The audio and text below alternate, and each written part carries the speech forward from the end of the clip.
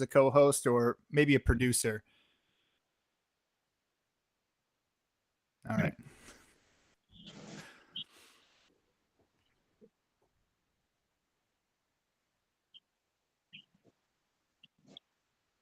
On you, Phil. Hey, everybody. Welcome. This is Philly P. That P stands for Peoria. We've got a great guest for you today. Welcome to our new Peoria Punk Rock Revival podcast. We've got Joe Brem and Rat Scabbiess. Yeah, I said that right. Rat Scabbiess. Get that. Yep. These guys are doing some incredible work in Central Illinois, particularly around punk, anarchy, helping disenfranchised youth get access to great friggin' music. See, and I didn't say an F-bomb there, so I'm proud of myself. Their next show they've got coming up is Friday, May 9th at Peoria Pizza Works. These guys have got like 9 other shows in the pipe, coming down to us. Check out their Facebook, Psycho Squat Productions on Facebook. And I don't know, do you guys have a website? Not yet. We don't have a website yet. All right, good question. So yeah, get that information at Facebook. We'll also be posting their information at Peoria Life, so you can check us out there and check us out on YouTube. Today I've got my co-host with me, Melissa Hicks. She'll be helping me explore punk rock in Central Illinois, and our producer and other co-host, Anshuman Reddy. He is the world's greatest connector of individuals. So thank you everybody for being here. Joe, Rat, I gotta know what got you into this? Like, what got you into bringing punk shows to Central Illinois? You want to go first? I guess for me personally, my dad and them used to be really involved in it, so it's just kind of something I've always been around. Joe, you? I had a love of it when I was younger, and definitely still do now. So it's just been something that's traveled with me since like my teen years, like all the way up to now. So Rat I just bumped into Rat. I didn't ever feel like anybody kind of wanted to do that around here. And then I bumped into Rat, and he was actually like very serious about actually bringing this here. So like, and at first we were playing in some bands together and everything else like that. So he kind of brought me back from the dead, because I had like about a good 7-year hiatus where I was like in a relationship where I just wasn't involved with the scene or anything, and it kind of deteriorated away, or what little bit of one was here. And there was like really nothing left. There were no shows or anything I would ever hear about, very rarely, And so, when I bumped into Rat, it just kind of tumbleweeded, and now we're doing this. Like at first we were in bands, now we're doing this. Because the bands kind of fell through. Yeah, tell me a little bit about the bands. I mean, I was in a band for a long time. I opened up for Les Claypool and the Mars Volta up at the Rave in Wisconsin. Like we went all over, Chicago, Illinois, Indiana, Wisconsin. It was a fun time. So what instruments do you play? I play bass and guitar. And one of the bands, I played bass, and one of the other bands that me and him were in it, I actually played guitar. But I can only play rhythm. I'm not actually like talented or anything. I just can play like 3 chords, So well, that's what punk rock is, man. Punk rock is like that entry level. It's meant to be whatever you can do with whatever instrument you got, and it sounds like whatever you make. Yeah, exactly. That's awesome. What about you, Rat?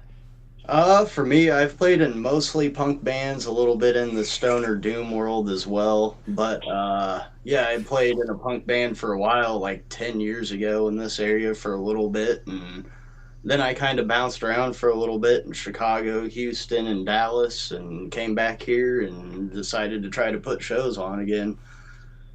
Dude, that's awesome. And Melissa, it looked like there was something you were looking to ask. Well, I kind of want to know something I found really interesting when I met you guys was just the age range of people that are interested in these shows and coming to these shows. It seems like, people are excited about it. Is there anything else punk going on in Peoria, or is this what you know about? There is to an extent. Yeah. A lot of people have started kind of picking it up now. I had a fest last year with like 20 some odd bands in Bloomington that went pretty well. So this year was just more so about trying to get more going in Peoria rather than like over in a market that was kind of already, pretty full of bands, if you will. Yeah. Of course, obviously, the flip side to that is we don't have a venue with 2 stages around here, so that was unfortunate to lose the night shop out there, because that was kind of a nice to have. So that was a shot to the community for sure. Oh, that's a bummer. Yeah, I was out in that area for a while and I was working with a guy named Joe who had a facility, but I think he actually just closed it down not long ago. Yeah, But it he was seems like all over.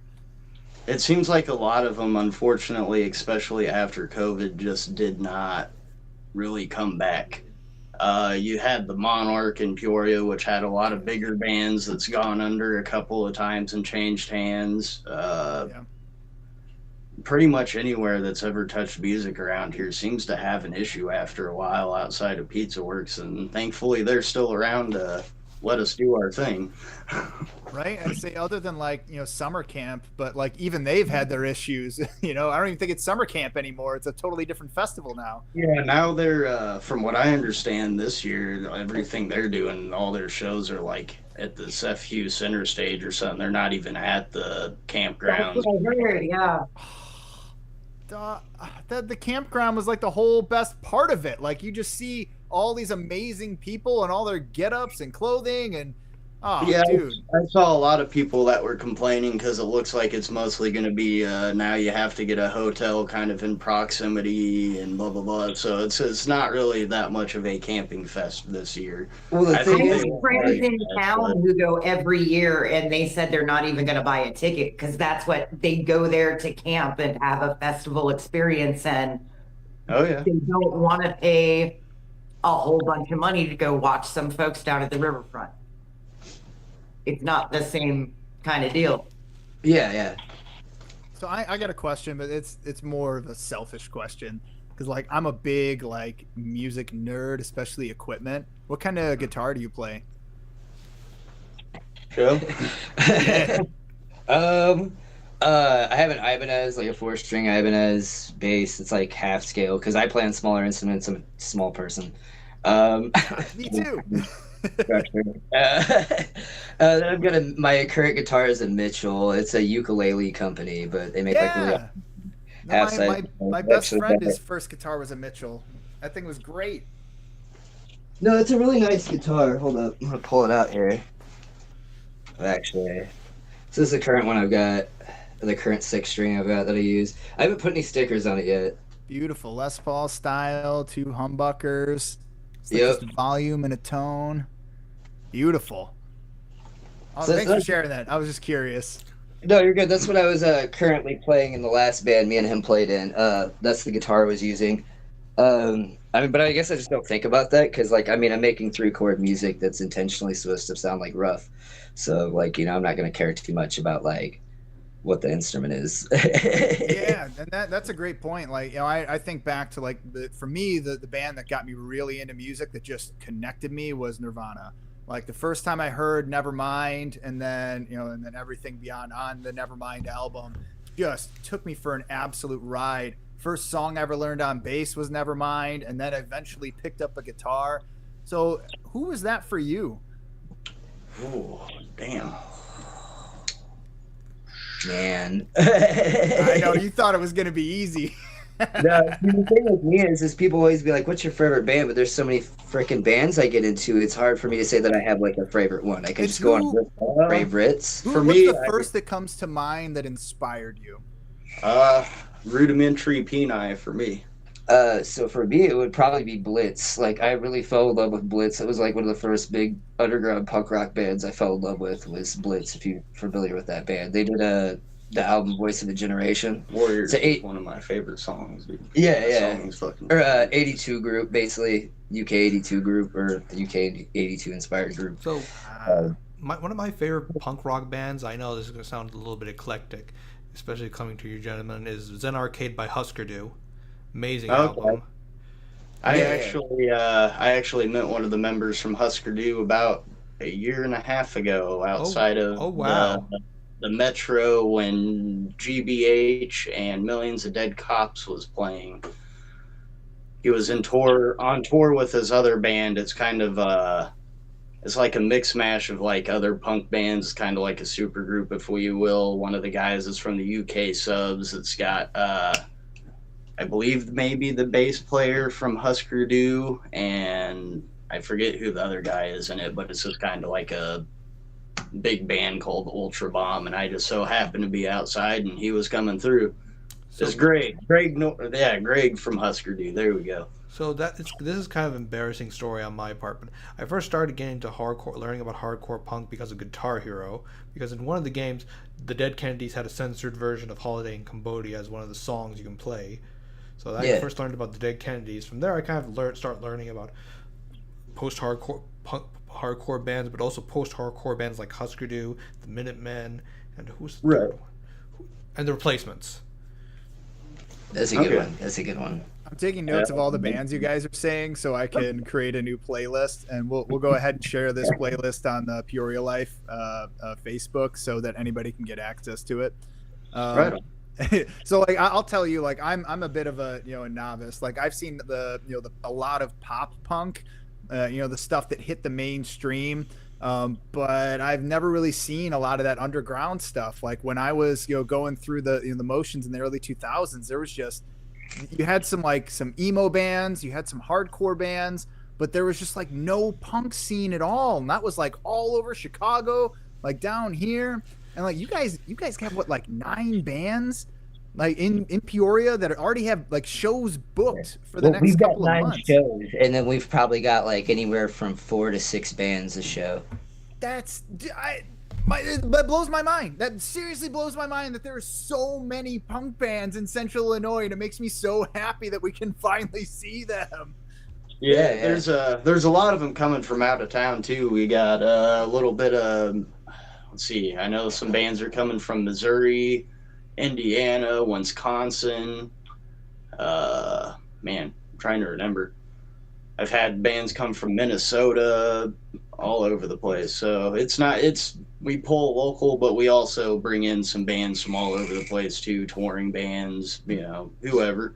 Dude, that's incredible. I mean, that you're literally creating access to where there was none before. You're bringing in shows that would have never made their way to Central Illinois. So bravo to you guys for putting in the legwork on that. I know it's really difficult just to put on one show with one band, let alone a show with 4 bands, and then add 8 more shows on top of that. Yeah.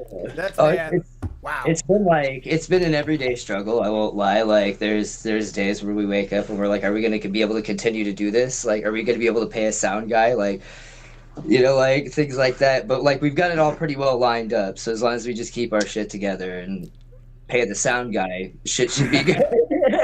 So for people listening to this that maybe want to get involved in the punk rock scene, like how can they help? A big thing is some of the bands might be scared to come here. Like, all right, so there's been some bands that have been scared already because there's not enough like people saying they're going on like the Facebook invites and stuff. Mm-hmm. And the thing is it's not they're being like rude or like, oh, we're not cool or you guys aren't cool enough or something.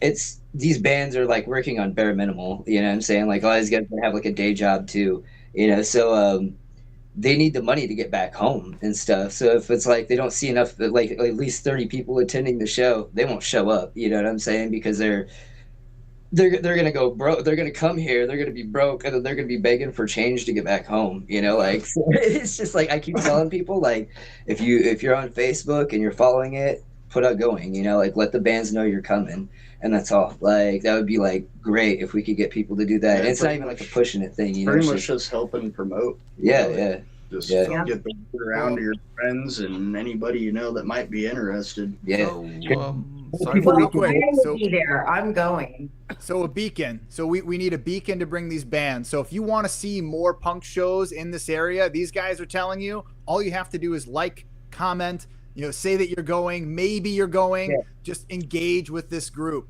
And the thing that I want to throw my hat in the ring to support you guys, I'd be happy to, and Melissa, tell me if I'm putting my foot in my mouth here, but I'd be happy to interview and promote any of the bands that are coming through. Like we'll do an interview for, every single band that's willing to do it. We'll be happy to have them on the show so we can showcase what they're doing for us. Because they're all from DIY scenes and stuff. Most of these bands, especially the ones I work with, more on the crust and anarcho side, which is very more into the DIY scene.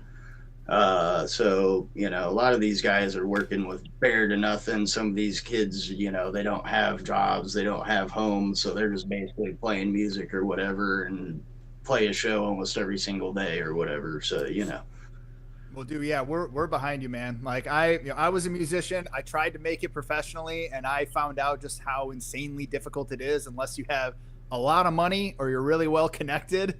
Oh, yeah. Things are tough, man. Like it's tough, and even when you do get the gigs, like you're not really walking away with a huge sum of money unless you're able to create, a big draw.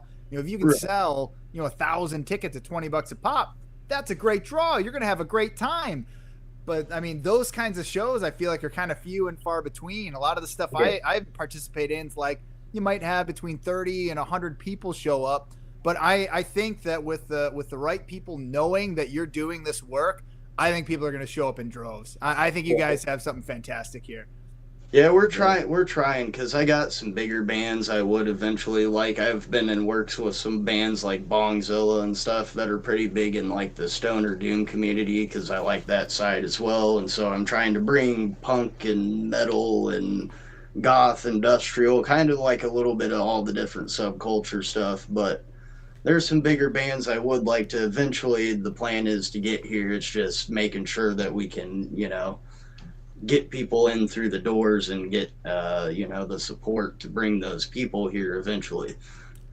So Yeah, and we'll be happy to network with you on that. I'm sorry, Anshul, I didn't mean to cut you off.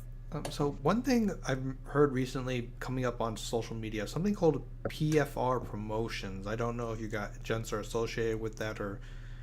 Yeah, that's actually the first one I started. I used to actually be like the head of that one. I worked with those guys. We split off, kind of going in a little bit different directions with ideas, which there's no hard feelings there. Everything's cool between us. We still go to each other's shows and all that. But Okay. yeah, I've actually got close connections with them. The guy that used to play drums in my band, still my roommate. He's one of the head guys behind that now. So yeah, Good to we have still all live together and hang out together and whatnot. Oh, okay. Just making sure. I wasn't sure if you were the head of that or what was going on and stuff. But I actually did book a lot. So like half of the shows, 50-50 what they got are actually ones I put together whilst under that one before I started doing my own. And then some of their shows are ones they've also put together. So it's a collaboration thing at the end of the day, really. So I've got a question. If I'm somebody that's new to the punk rock scene, and who do you think would be a good band or maybe just a good first song to engage with if I'm new to the scene? That's actually a good question. Can I toss one out? Please. And I didn't find it until so late, but I am in love with Nelly the Elephant, man. So have you know Nelly the Elephant? And it's way old school. And apparently, like, British folks will fight about it. If you play Nelly the Elephant, they'll tear up the bar. And it's all about this elephant that, like, breaks away from the circus and, like, fuck gosh darn everybody. You were the one. It wasn't me. So fun. And it's like this it's like a little kid's story, but it's also, and they sing a little bit too. It's got all the weird punk things and it breaks some rules, and I like it. Yeah, no, that's the Toy Dolls you're talking about. I love the Toy Dolls. I love the Toy Dolls. It's like one of my up there ones that I listen to a lot. Joe, what are you gonna throw out there? I mean, just more about the show, like probably that's coming out. I think it will know about the question he asked. Wait, what was the question That's again? a good introductory. So if I'm brand new to punk music, I've never hit it before, what would be a good song to get punk into? bands in front of you. Like with that question, I'm literally just gonna throw random punk bands in front of you. Like, have you ever heard Spitz? No. Awesome. Check out the Spitz, man. Seen them 3 times. They are definitely worth going to see. Right. Do they spit a lot? Major Accident's one that I really like. I just actually ordered a Major Accident back patch. I'm excited it's coming in the mail. But they're like an old Clockwork punk band from like the '82 era. Then you've got, I mean, I don't know, I could just sit there and throw stuff out for days. Like Coxbar is one that a lot of people into Oi love. I mean, I like a lot of Oi music. Hard Skin's another Oi band that I'm like really in love with. The Last Resort's great.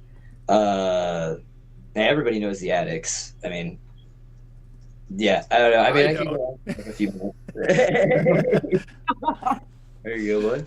No, that's awesome. Thank you for that. I think it's important that we try to find a variety of different punk artists that people can engage with, because it's like, it seems like it's really simple, but like it's so vast and different. It's just such a huge spectrum, but man, it can be really powerful when you find that one that really connects with you. And the next question I have is about the upcoming shows, because like I'm not going to ask you to pick a favorite, because I think that's a bad question. But what I do want to know is there a band that you are most excited for that's coming to Central Illinois?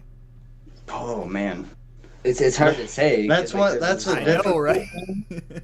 Mostly for the fact that a lot of these shows put together, I listen to these bands, and then I personally reach out to bring them through. So they're bands that I, to a degree, am a fan of at least so many of their songs that I'm willing to, bring them to town for a show. So that's a very difficult question, because I actually like a lot of these bands. It's hard to really say that there's one that I'm not like really excited for, but go ahead, Joe. Yeah, I was gonna say, just in the current show that's coming, like the ones that have been really catching me is Hockey Smile, which isn't my usual typical sound, but I like them. I like them a lot.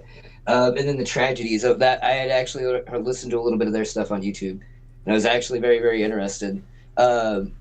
I'm actually kind of excited to see them live, actually. Yeah, me being kind of more on the hardcore and crust side, I'm going to go with Hockey Smile, Feet Picks, and Jerking Class off of this one, and bands like Orphan Source that are coming through, Alleyway. Man, there's a lot. We got Stink Bomb, The Run Up, Good Gore. God, I'm making so many notes. This is going to be such a great list.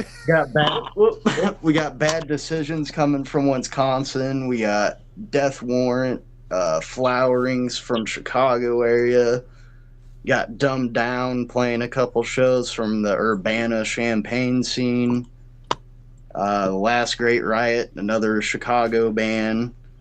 Anti Everything, another band from Wisconsin. That's such a great name. Tire Fire from Chicago. I know they said they're bringing at least like 10 people down with them. Tapeworm, also from the Champaign Urbana scene. Let's see. Bad Decisions, really good friends of mine from Wisconsin. Great people. Same with Disinfect. And yeah, there's a lot of great bands coming through. Then obviously the locals, False Negative, The Cliche, Potentia. Let's see. Trying to go through all of them. Yeah. Oh, Brandon Cattle and the Branding Irons. Got to remember him too. So I want to kind of, one of the things that we had talked about, and that maybe we should just talk about, is there have been certain punk bands that are associated with some topics and ideals that probably don't have place in our society at the current moment. Back in the day, sometimes that was a skinhead thing, or yeah. You don't see too much of that. And I know that you guys are taking pains to like not be a part of that.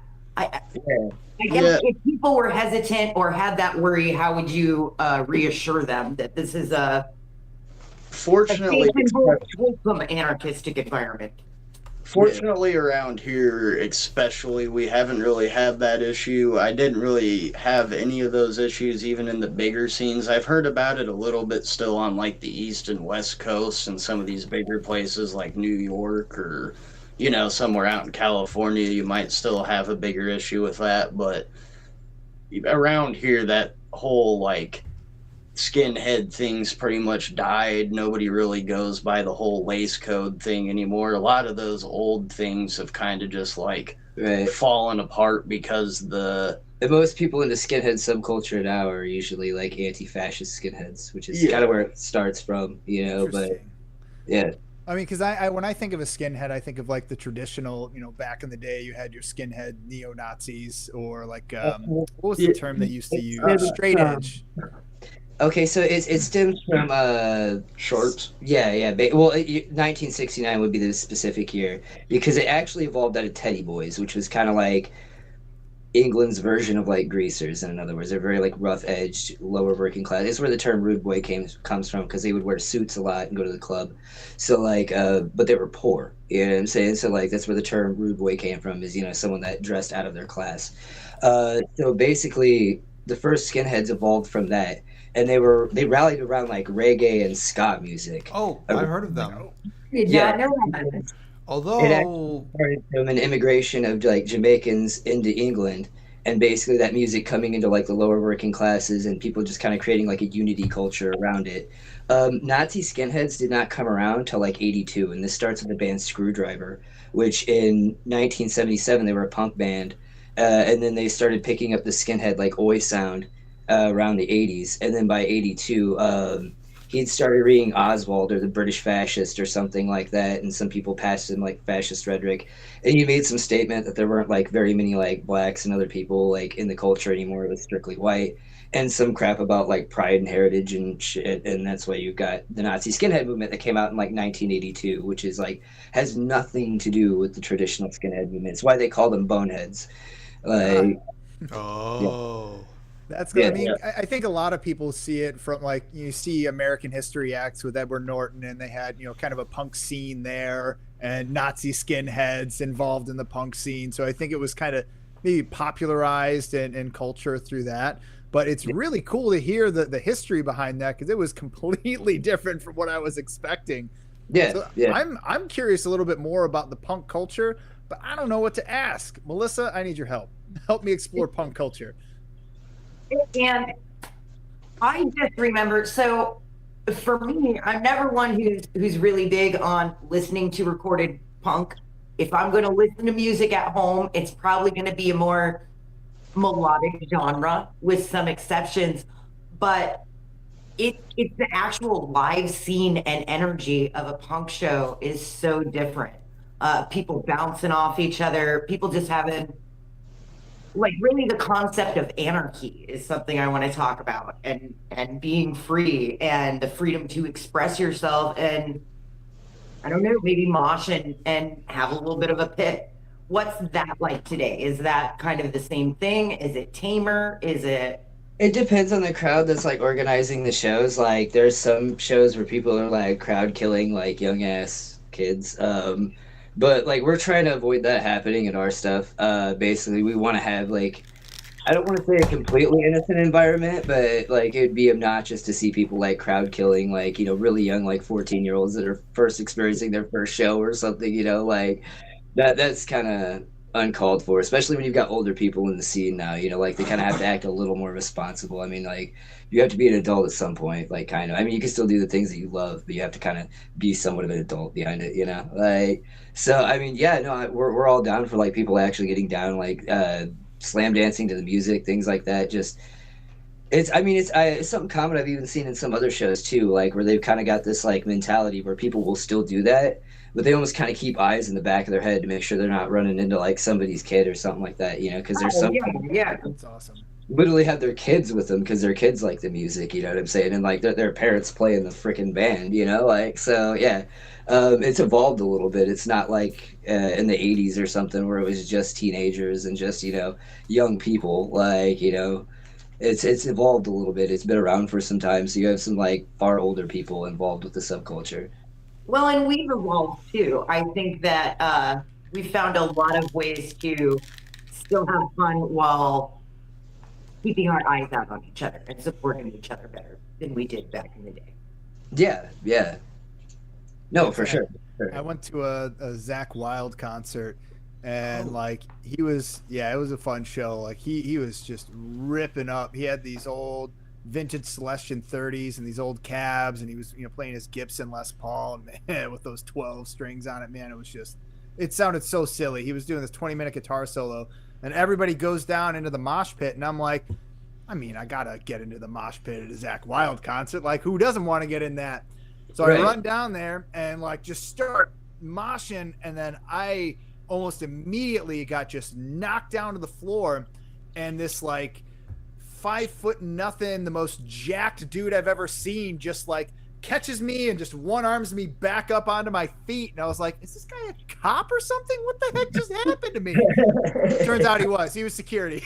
he was plainclothes security, just hanging out in the mosh pit, just making sure if anything crazy happened that he could help. And I wound up like this one guy, he like something with a bottle and he broke the bottle. And then I got blood on my shirt. Like it was crazy. But anyways, I digress. That's my one mosh pit story I have.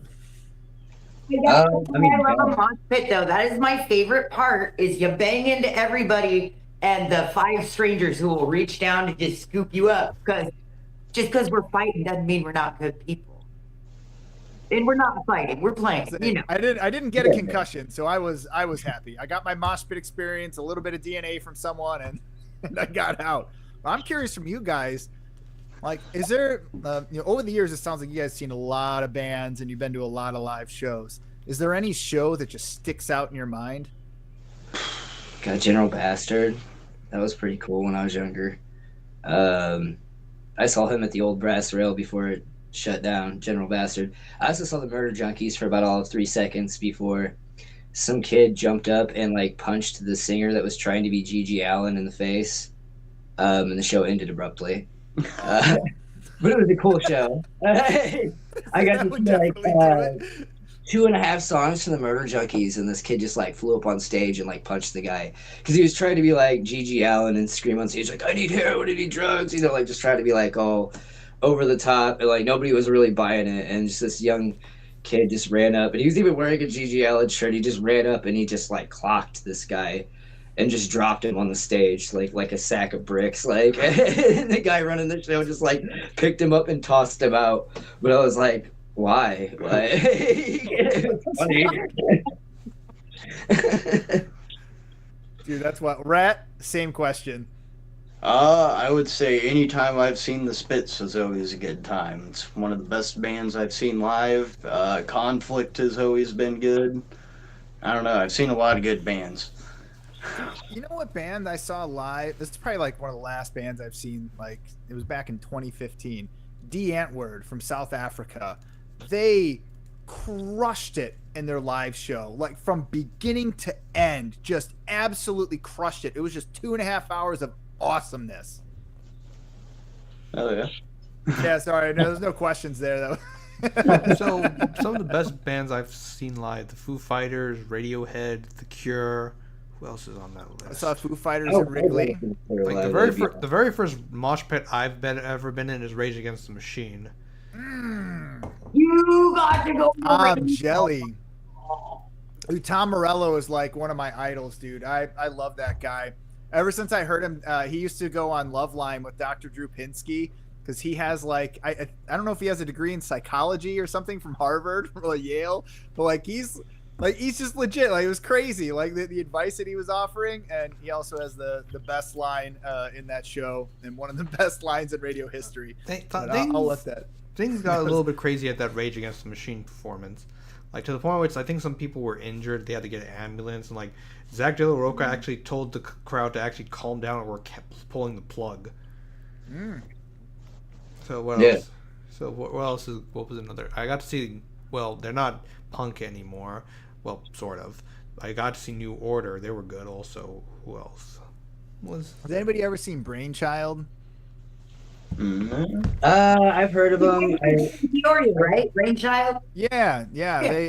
I met them when I was playing a gig in Chicago at the Blue Note, and they showed up there, and they're one of their guitar players was one of the guitar players in Humphreys McGee. So we were just like, yeah, just hanging out with a guitar player from Humphreys McGee and then Brainchild. Dude, they did a 30-minute set. They played one song, all instrumental, and just brought down the house. Like, it just had so much energy in it. It was incredible. And I saw them they were on the headline at summer camp, but I wasn't able to go that year, and I haven't seen any shows from them since. Guy, Phil, they play like 3 or 4 free shows a year. They're one of the bands they book up at the Tower Park Drum Circle or the First Fridays they have up there all the time. Keep your eye. You can see Brainchild at least 3 times for free this summer because they're big headliners around here. I like that. Thank you. Yeah. I didn't know they were that well known though. I just kind of assumed, oh, I'm seeing these guys for free, local Peoria band, you know? Yeah, no, they showed up at a show up in the Blue Note, and like we were, it was a weird thing. It was this thing called Emergenza, and essentially like you paid to be a part of it, and then you sold all the tickets for the event, and then whoever sold the most tickets for the event got to move on to the next show. So we played two shows at the Double Door, and then at the Blue Note, and then we played another show at the Double Door, and then if you hit it at the Double Door, then you got to play. I think it was the Metro.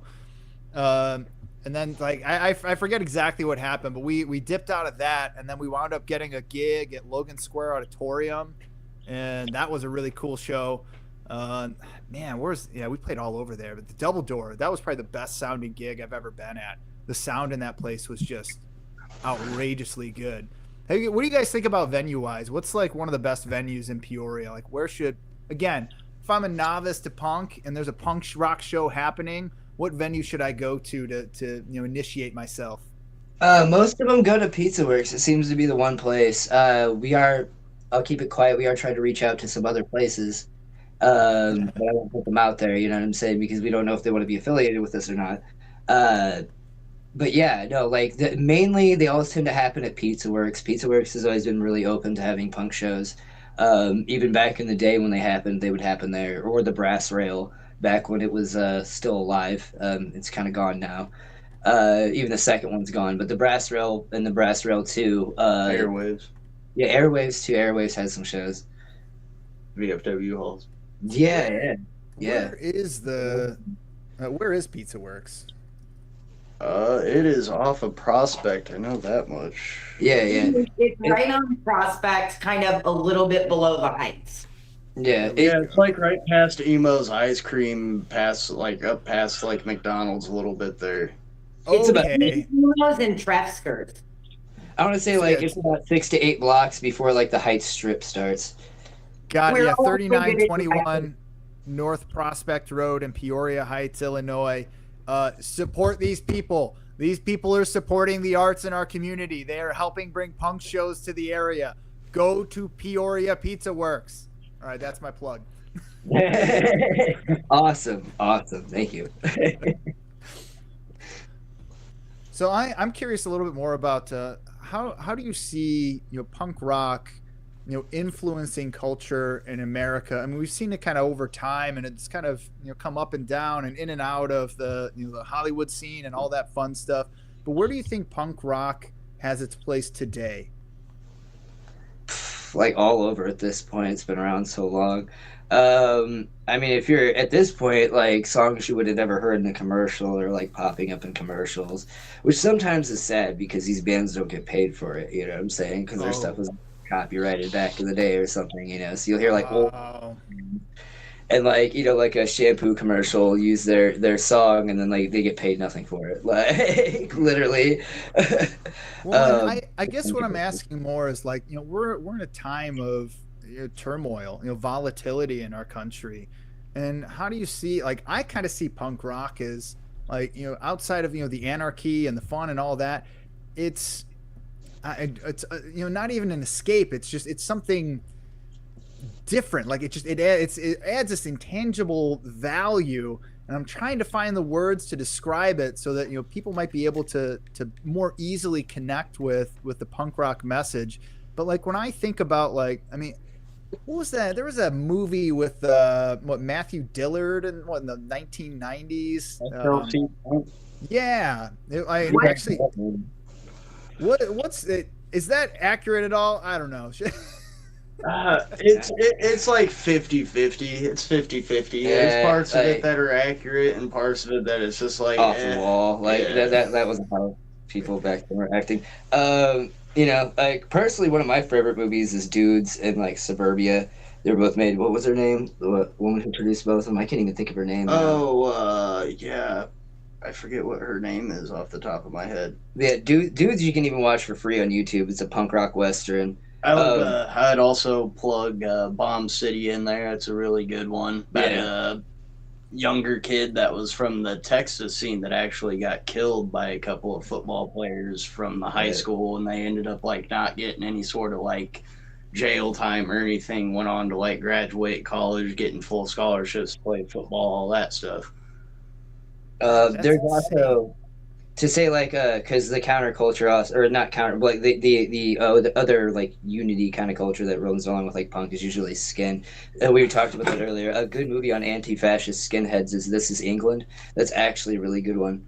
And it kind of shows how like how the nationalist skinhead movement kind of came about like in the early 80s, like because it kind of plays it out through like a little drama between certain characters that it's showing basically, but it is politically accurate in a sense as to like And what if you started want all to that. lean on the horror side, Green Room is an excellent one. That's also a pretty good depiction of the punks versus Nazi scene and how I guess people that aren't quite as in it don't know the differences sometimes between like the neo-Nazi side of things, the boneheads, and like the actual punk bands, if you will.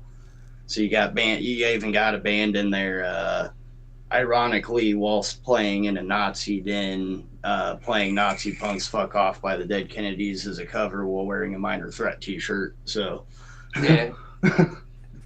Um, I also tend to like some of the ones that like demonize punks too, like the old cheesy ones. Like if you're familiar with the movie like Class of '84, that was like an old punk rock movie where like it was a teacher basically getting revenge on these like horrible punk rock kids that are like what's that one that's got Danzig in it and he's all talking really stupid? Like, you remember, like, they don't even use like words. It's like a brief moment. They're only in there for like 30 seconds and they like terrorize that grocery store. yeah. You Oh, remember what God. I'm talking about? I Kind know of, but I can't think of it. something like to do with cops. I know it's like a cop oriented Yeah. movie and they like are making fun of punks, but it's kind of funny. But remember Danzig's in it and they like don't even say actual words. It's just like Yeah. stupid. It's the stupidest thing. Yeah. No, there's that one. There's a oh wait, hold on. Where was There's another one. There's a Mexican one that I watched like that's hilarious. It's called Interpedos Punks. Um, it's great. It's another one of those movies made to like demonize punks. So the punks in it are like riding around on motorcycles and look like really ridiculous, like some shit out of Mad Max. Like the leader of the I feel gang like is like the super Clockwork buff Orange dude was and like definitely a based big on some of that anti-punk sentiment too. Wait, what's up now? Clockwork Orange, the way the Oh, movie was yeah. produced, that's absolutely kind of Well, what Clockwork it's Orange pointing at was punks. It's styled after punks. well, it was actually punks adapted it because that movie came out before like really any big punk movement was kind of going on. So it was made actually because a lot of that is symbolic. I mean, like Kubrick in his films was like very symbolic and had his own thing going on. I've read both the book. I'm a big fan of Clockwork Orange. I've read both the book and watched the movie like a million times. All the way to the point where I can tell you there's like massive differences in the way like Alex is portrayed in the book via the movie. Like in the movie, we see him. There's like a lot of symbolism like Kubrick's trying to put in there about like the upper class because you have like the Eye of Providence on like Alex, and he's wearing a bowler cap, which is like an affiliation with like upper crust or like bankers. Like back in the time, they would wear hats like this. The all white is a symbol of thinking he's purity. You know what I'm saying? But yeah, he's got the jack boots of a soldier. It's all this kind of like symbolism he's like deeply putting in it. But in the book, Alex is actually explained to look something like Beethoven or the founding fathers with like combat boots on, like and like extravagant makeup is how he's explained. So think like Adam and the Ants with combat boots, like just beating you to death. Like, and that's kind of how he's explained in the book versus like the movie. Like, Well, I've got a few more questions just around culture, and it really focuses in on anti-fascism, and like when you look at fascism and fascist regimes when they begin to take hold, you often see art, you see street art, you see paintings, you see written works, and it just kind of it floods the zone, so to speak. What do you think? Punk rock with the anti-fascist sentiments. What do you think that means today in today's climate? well, I've noticed there's okay, so that's getting kind of like weird because like I have noticed for the most part, most people in punk rock now do not have like a fascist leaning at all.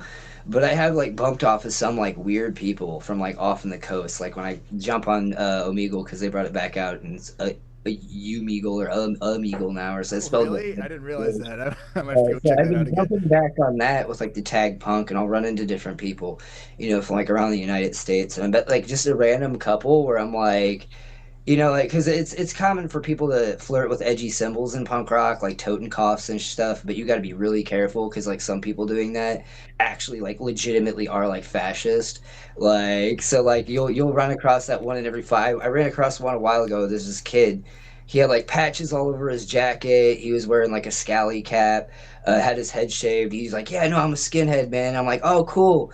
Like I'm thinking he's an anti-fascist skinhead because you don't see a lot of boneheads around anymore. And he's like, yeah, I've been listening to Warfare 88. And I just kind of paused and I'm like, wait, what did you just say? Because anything with the tag 88 after it is usually Yeah. represents the eighth letter in the alphabet, HH, Hail Hitler. This is like a big key tag, like a lot of fascist bands use. They'll be like, like Warfare 88 or Gestapo 88, or they'll say, something along the lines. You can almost just guess the names. I'm pretty sure those two names I threw out, I even know fascist rock, but I'm pretty sure there's some idiot out there that named their freaking band that. So I mean, they're not too hard to peg, But like as soon as like he's like I'm a fascist, I was like, well, you're too far away to punch. So next. Yeah, I remember like when back in 2016 during the first campaigning, I was on Facebook and I kept seeing these things getting shared, and it was 1488. It was the 14 slogan that they use, or 14 word slogan that they had, Yeah, and yeah. of course the 88. And like I was just seeing all this propaganda. It was coming from politicians, and then it would be up for 24 hours and then it would disappear. Then it would come up for 24 hours and then it would disappear. And Yeah, it was just crazy to me to see like these people just feeling so comfortable being, yeah, Yeah. just like leaning into fascism and neo-Nazism, white supremacy, racism, misogyny. And I feel like it's only amplified over the last 9 years since we started seeing this kind of sane washing of Yeah. what I would describe as white supremacy, which is very closely tied with many fascist regimes. Yeah, no. So the thing with fascism is that it's really it's a very weird subject, and it was kind of hard to like peg because a lot of people would just say, well, government control is fascism or racism is fascism, but it gets even more terrifying than that because like if you look at the birth of fascism, it came out of Italy and Elan Gente. Who is the writer that influenced Mussolini, basically, in other words. And so it didn't start out as a eugenic view until this hit around like Germany. And then like Hitler kind of had like the eugenic, like anti Semitic view that he intertwined into it. But either way, it's always dangerous because it's a us versus them mentality other than like an us versus current situation mentality, which more leftist ideas tend to hold. So that's what's dangerous about it. Is it's always pitting you. Doesn't matter whether it's like on a level of eugenics or on a level of like hate them because they're liberal, or it's always pitting you at one side of society to get you to like demonize and fight that entire side of society and like segregate it and then like eradicate it. Like, and that's kind of like the danger of like fascism is because it can rear its face in like so many different ways, and it doesn't have to be textbook like what we saw in Nazi Germany in the 30s. It's a political system, you know what I'm saying? So I mean, even right now in Italy, you have people that are like Mussolini sympathizers, and they're actually trying to like advocate like a whole new form of. They don't call it that, but that's basically what it is. Is it's Italian fascism, like a rebirth of Italian fascism. So Yeah. this is kind of exploding everywhere, and it's getting really terrifying. Honestly, it honestly is. I won't lie. Like to me though, like when you bring up something like Trump, well, that's just fascism on like stupid. Like, so the scary thing about fascists is they were terrifying because they were intelligent. They knew how to manipulate and woo entire crowds of people.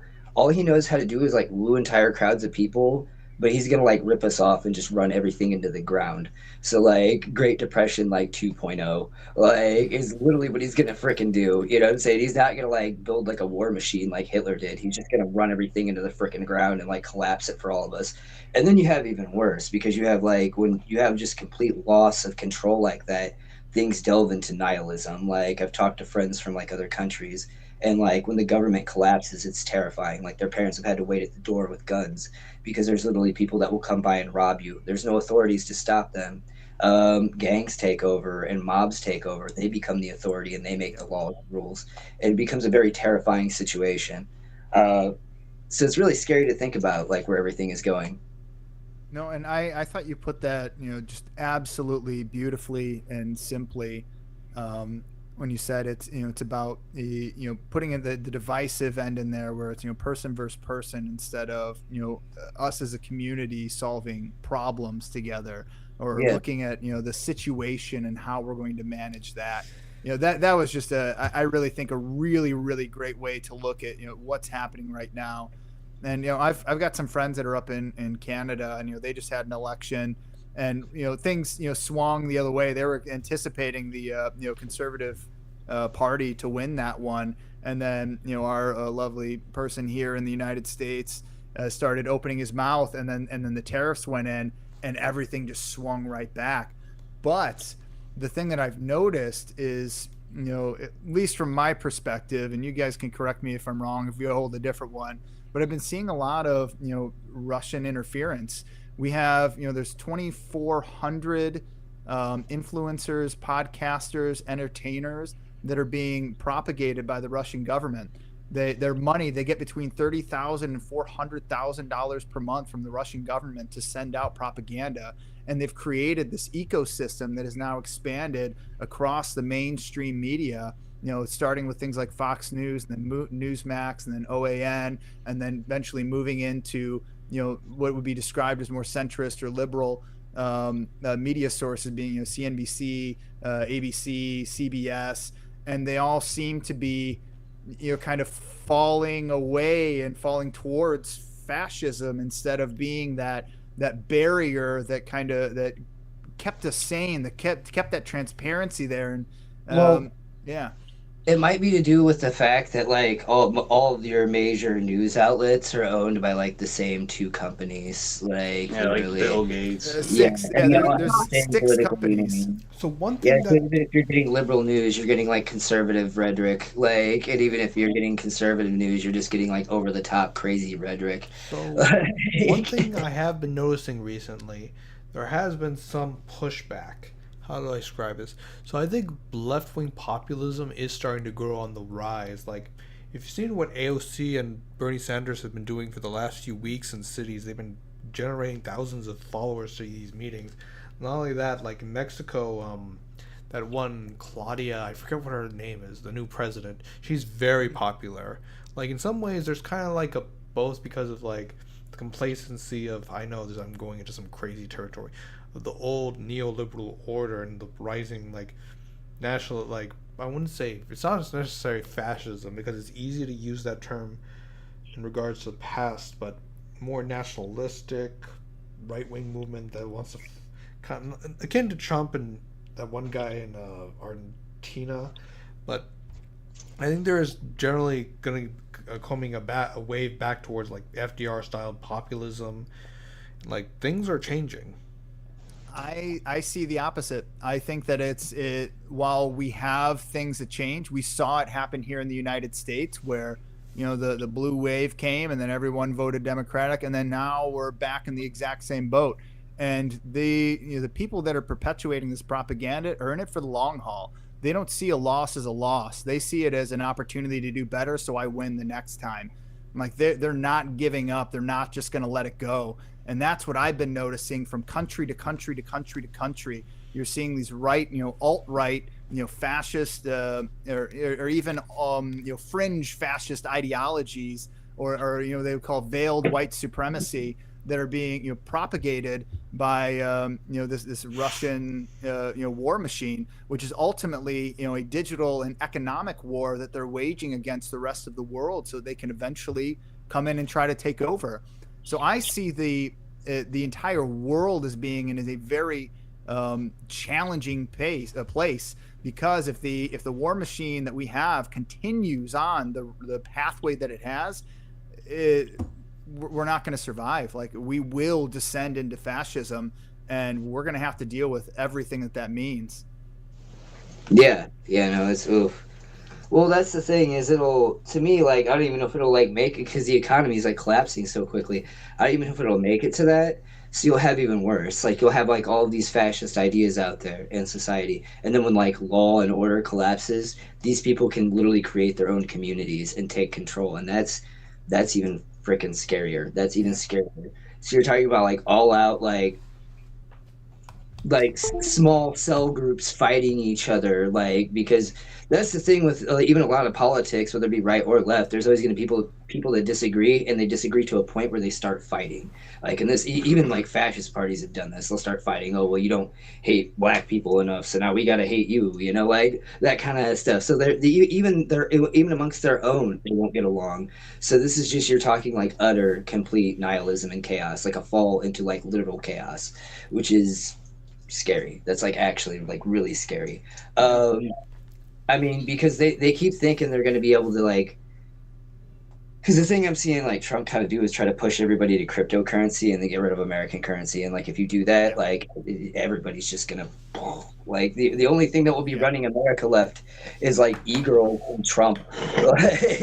So and I've always China's distrusted been trying to become the reserve currency for the world, you know, for, I mean, as long as I've known them to be around, you know, 30 years that I've been, you know, paying attention. And, you know, Russia obviously wants the exact same thing for their currency, and they're in even a more volatile position than, you know, what the U.S. or China or some other countries are.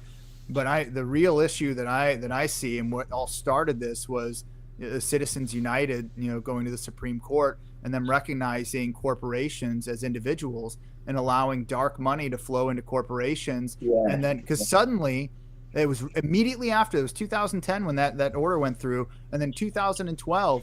Each candidate had more than $1 billion. The first time you'd ever seen $1 billion spent on a campaign right then and there.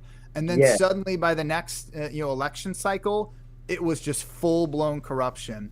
And you see, and what I've noticed is, you know, the people that we would typically describe as left or, you know, Democratic have really turned into this, you know, centrist, or what I call Republican light.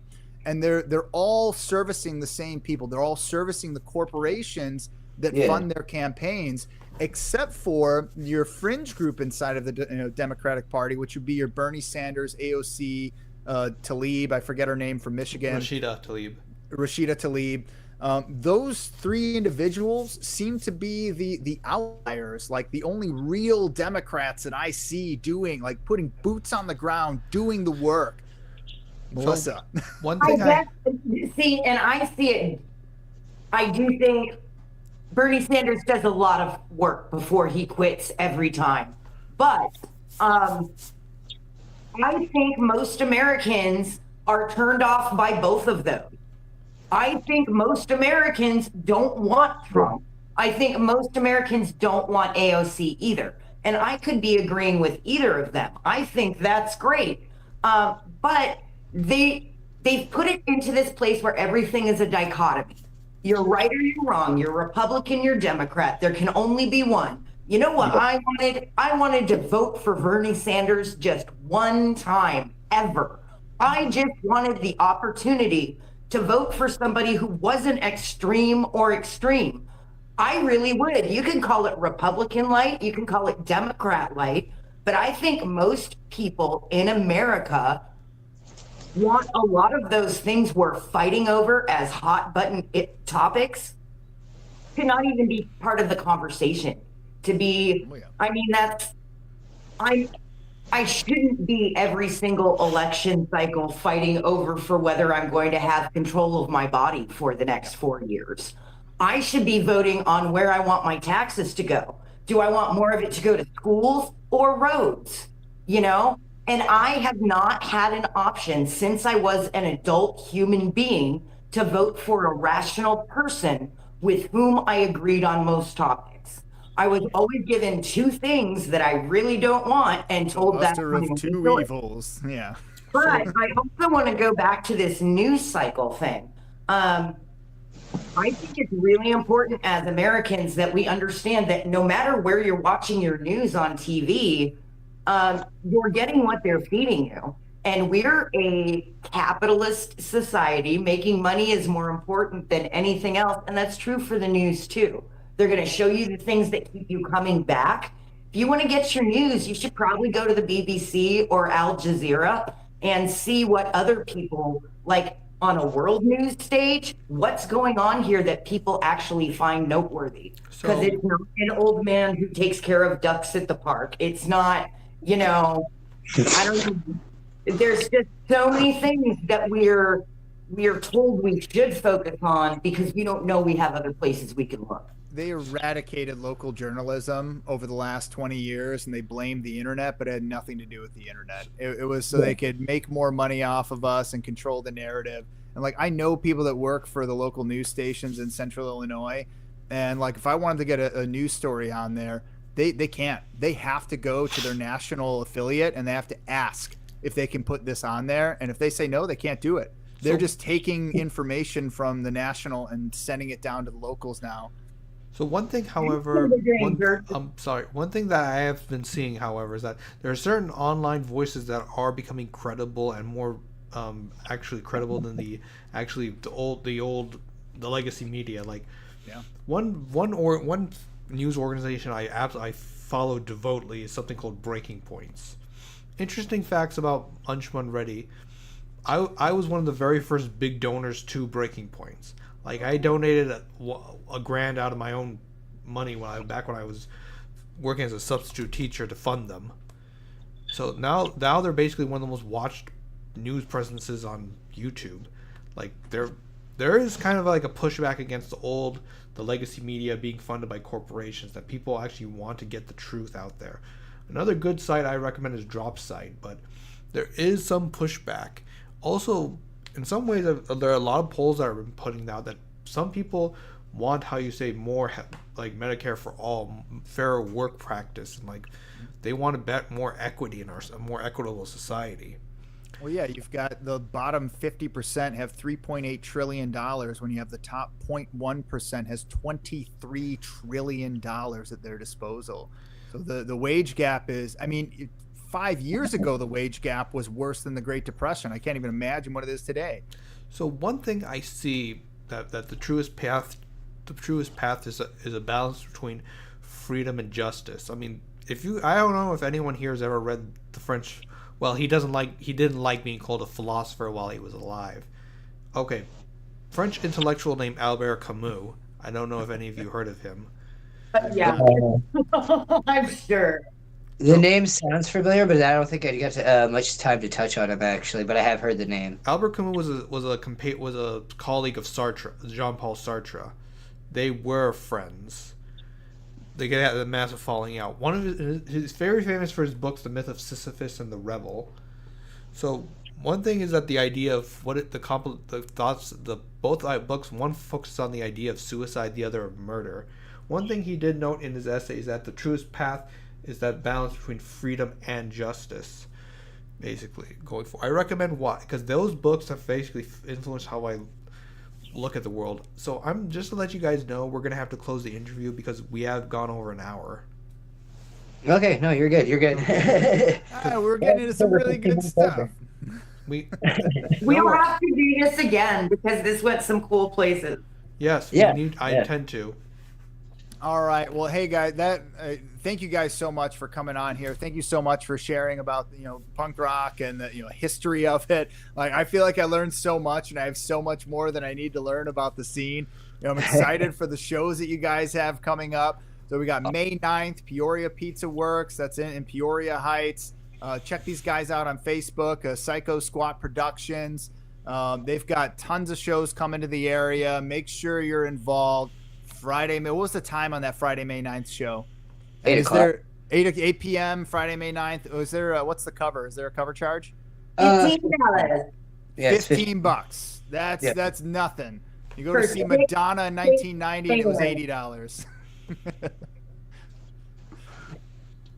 Awesome. Well, thank you guys. Thank you, Joe and Rat, for being here. And thank you, Psycho Squad Productions. We're behind you. We can't wait to do your next interview with your next bands that you got on here. So give us a call. Look for our next show. And thank you, everybody.